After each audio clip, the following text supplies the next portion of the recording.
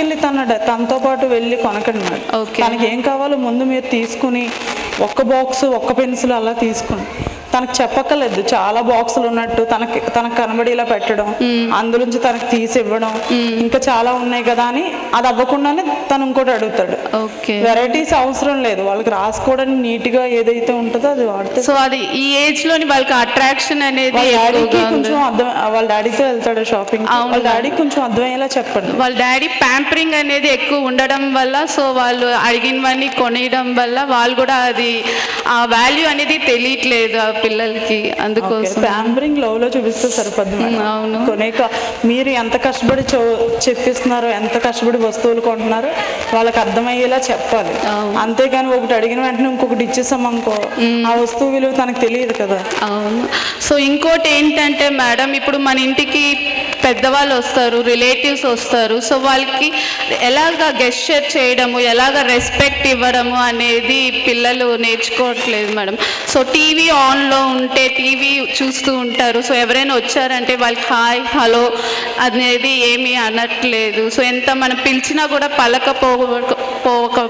Plus free టైంలో తనకి movies, cells, TV ఎక్కువ తనకు అలవాటు చేశారనుకో మేడం, తను ఎవరున్నా లేకపోయినా అవే కావాలనుకుంటా. అంటే ఫ్రీ టైంలో తనకి చిన్న టాస్క్ లాగా డ్రాయింగ్ బుక్ ఇచ్చి డ్రాయింగ్ వేయమండం, సరదాగా ఏదో ఒకటి మీరు తనకు అలవాటు చేశారనుకో, తనతో కొంచెం టైం స్పెండ్ చేయండి మీకున్నంత టైంలో. ఓకే. సో ఇంకోటి ఏంటంటే మేడం, మేము ఈ ఇయరే శ్రీకృష్ణ గ్రామర్ స్కూల్లో జాయిన్ చేసాం మా పిల్లల్ని. So well discipline and education wise చూస్తే మా పిల్లలు ఇద్దరు చాలా బాగా ఇంప్రూవ్ అయ్యారు. సో దానికోసం నేను మీకు మేనేజ్మెంట్కి చాలా థ్యాంక్ఫుల్గా ఫీల్ అవుతున్నాను మేడం. ఇక్కడైతే డిసిప్లిన్లో మాత్రం ఎటువంటిది అసలు సార్ ఒప్పుకోరు మేడం. మేము పిల్లలతో ఇంగ్లీష్లోనే మాట్లాడాలి, పిల్లలు మాతోనే ఇంగ్లీష్లో. వేరే అనదర్ టీచర్తో కూడా మేము ఇంగ్లీష్లోనే మాట్లాడాలి. పేరెంట్స్ స్ట్రగుల్ అవ్వకూడదని పేరెంట్ టీచర్ మీటింగ్లో ఖచ్చితంగా మీరు తెలుగులో మాట్లాడండి, అందరు పేరెంట్స్ ఇంగ్లీష్లో మాట్లాడలేరు అని చెప్తారు సార్ మాకు. ఆ ఇంప్రూవ్మెంట్ అయితే నేను చాలా బాగా చూసాను మేడం మా పిల్లలతోని. సో దాన్ని చాలా హ్యాపీగా ఫీల్ అవుతున్నాను. Thank you madam. Thank you madam. Madam ఒక్కటైతే మాత్రం అందరు పేరెంట్స్కి చెప్తాను మేడం, గుడ్ ఎడ్యుకేషన్స్ అండ్ వాల్యూస్తో మనం పిల్లల్ని పెంచితే వాళ్ళ ఫౌండేషన్ ఆఫ్ ద సక్సెస్ వాళ్ళు ఖచ్చితంగా రీచ్ అవుతారు.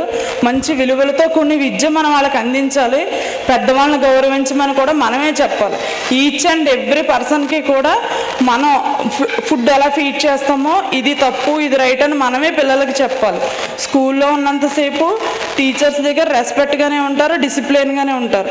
ఇంటి దగ్గర మన దగ్గర ఉన్నప్పుడు మాత్రమే వాళ్ళు ఎలా ఉన్నారన్నది మనం తెలుసుకుని వాళ్ళతో మనం ఎక్కువ టైం స్పెండ్ చేస్తే, అమ్మ తినేటప్పుడు నాన్న పడుకునేటప్పుడు వీలైనంత సమయం పిల్లలకి ఇవ్వండి. పేరెంట్స్ కూడా సెల్లా వెయిట్ చేసి పిల్లలకి ఎక్కువ సమయం ఇస్తే వాళ్ళు ఆ సెల్ నుంచి బయటకు వస్తారు. ఇప్పుడు పిల్లలతో పాటు పేరెంట్స్ కూడా సెల్లతోనే ఎక్కువ ఉంటున్నారు.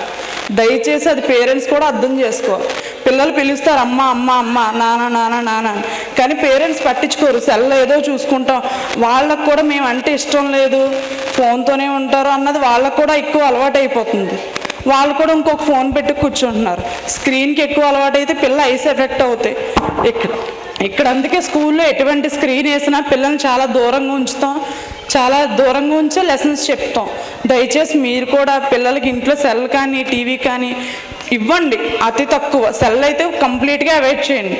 టీవీ పెట్టండి ఒక 15 minutes or 1 hour అంత మాత్రమే. అంతకన్నా ఎక్కువ పెడితే వాళ్ళ లైఫే డిస్టర్బ్ అవుతుంది. Thank you. ఈ అవకాశం ఇచ్చినటువంటి ప్రిన్సిపల్ సార్కి, స్టాఫ్కి చాలా thank you. Thank you to the management, thank you to the principal sir, thank you all.